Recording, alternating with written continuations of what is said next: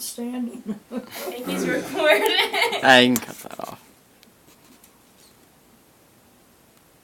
I hope you got another tape.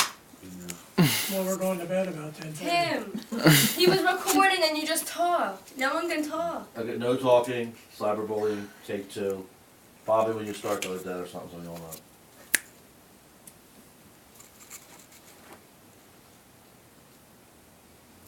Take a moment to think of a child who means a lot to you.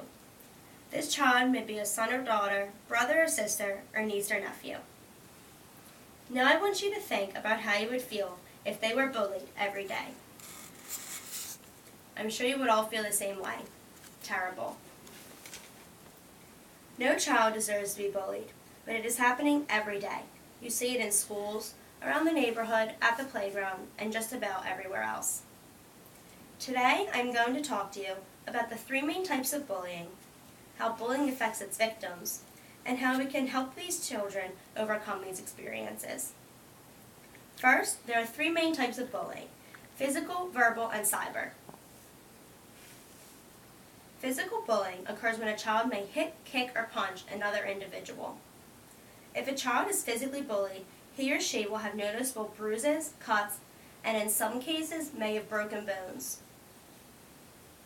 An article titled "Facts About Bullying" states these statistics. In a large study of middle school students, 32.4% had experienced pushing or shoving, and 29.2% experienced hitting, slapping, or kicking. Verbal bullying involves name-calling, rumor spreading, or making fun of someone by using words. The same study also stated that 44.2% of students experienced name-calling, 43.3% experienced teasing, and 36.3% experienced spreading rumors or telling lies. In today's society, most children have access to a cell phone, computer, iPad, or video game system. When children are monitored on these devices, it makes cyberbullying more likely to occur. The bullies continuously harass the victim through these devices, which makes it easier because it's easier to pick on somebody and bully them when they're not face-to-face with them. The same article states 6% of students in grades 6 to 12 experience cyberbullying, and 16% of high school students, grades 9 to 12, were electronically bullied in the past year.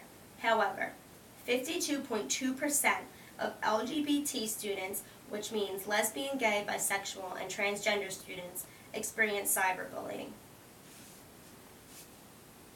Now that we've covered the different types of bullying, let's talk about how bullying can affect its victims. A child who is being bullied can have a wide range of feelings, which should all be addressed by an adult.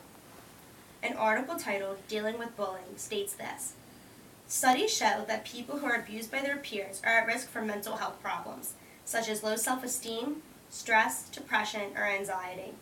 They may also think about suicide more. All of these feelings need to be addressed by an adult so that the child can grow up to live a normal, healthy, and confident life.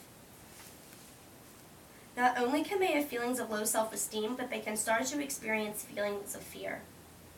An article titled "The Myths of Bullying" states the U.S. Department of Justice has reported that 37% of students don't feel safe at school because of bullying. Now that we've discussed how children can be affected by bullying, let's talk about how they can overcome these experiences. Any trusted adult is an acceptable source for kids to go to for help. A school teacher, a counselor, parents, or any other adult can help children to build up confidence and teach them to stand up for themselves. An article titled "What You Can Do" stated these suggestions on what to do if you are bullied. Look at the kid bullying you and tell her or him to stop in a clear, calm voice. If speaking up seems too hard or not safe, walk away and stay away. Don't fight back. Find an adult to stop the bullying on the spot. Talk to any adult you trust. Stay away from places where bullying happens. Although bullying is a negative experience, many people miss the positive characteristics that children can gain from these bullying experiences. Kids that are bullied, they can learn from this and grow up to be more confident and more positive. A perfect example of this is a woman named Lizzie Velasquez. Lizzie was born with a syndrome that only 2 other people in the world have.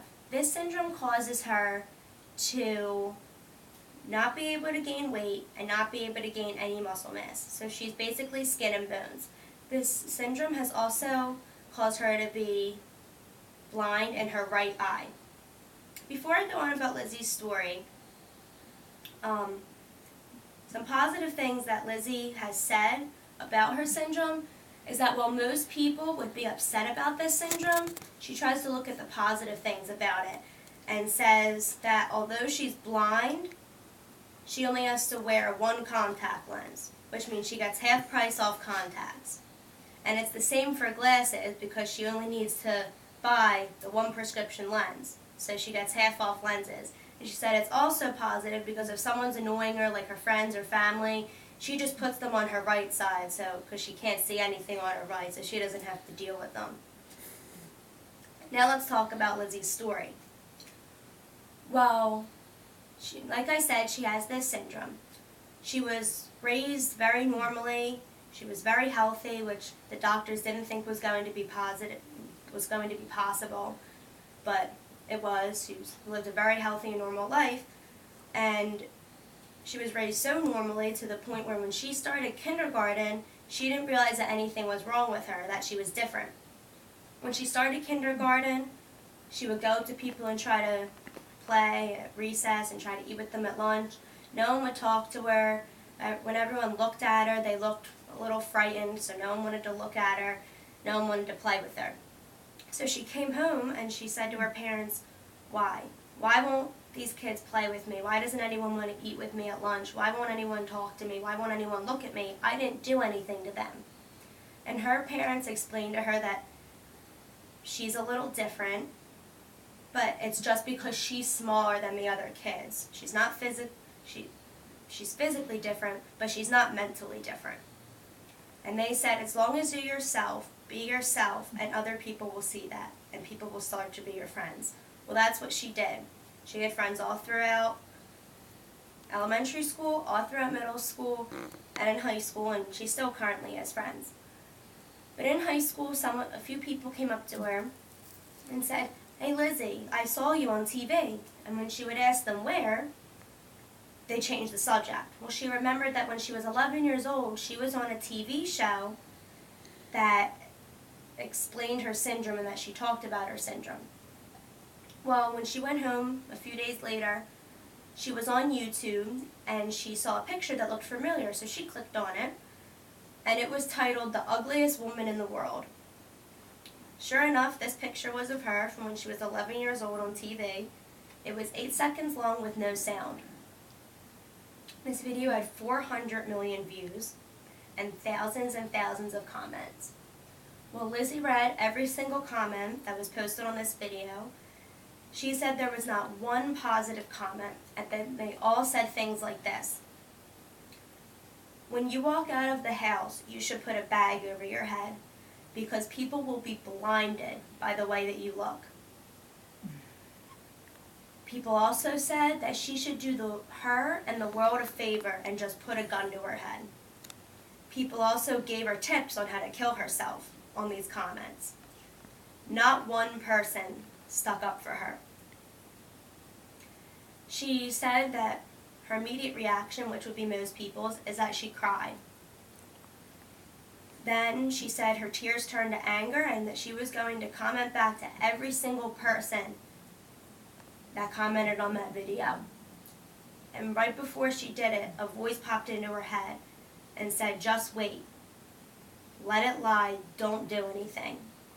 And she said she remembered what her parents told her in kindergarten. Just be yourself and others will see that. So that's what she did.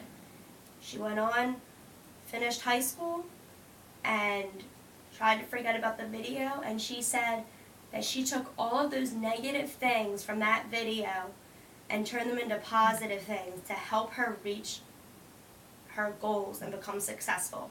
When she graduated high school, she had 4 goals. The 4 goals were to be a motivational speaker, to have her own career and her own family, to write a book, and to graduate college. Well, right before she graduated college, a few years before, she had published 2 books. She is now writing the manuscript for her 3rd book. She is currently doing motivational speaking. So she has her career because she's been writing books, doing the motivational speaking, and the publisher that published those books actually hired her as one of their authors. So she's got 3 out of the 4 goals done. She's waiting for the family because she just graduated college.